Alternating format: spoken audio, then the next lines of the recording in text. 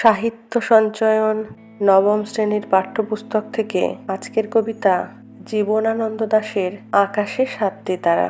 আকাশে সাতটি তারা যখন উঠেছে ফুটে, আমি এই ঘাসে বসে থাকি। কামরাঙা লাল মেঘ যেন মৃত মণিয়ার মতো গঙ্গাসাগরের ঢেউয়ে ডুবে গেছে। আসিয়াছে শান্ত অনুগত বাংলার নীল সন্ধ্যা।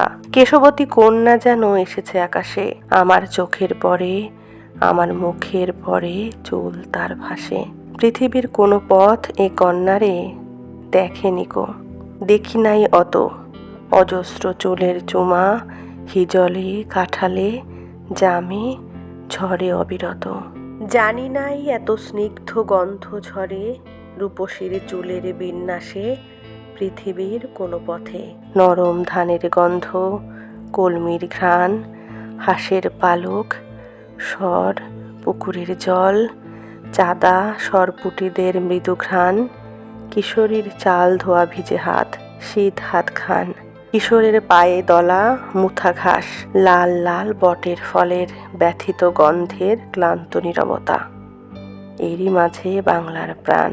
আকাশে সাতটি তারা যখন উঠেছে ফুটে, আমি পাই টের। নমস্কার।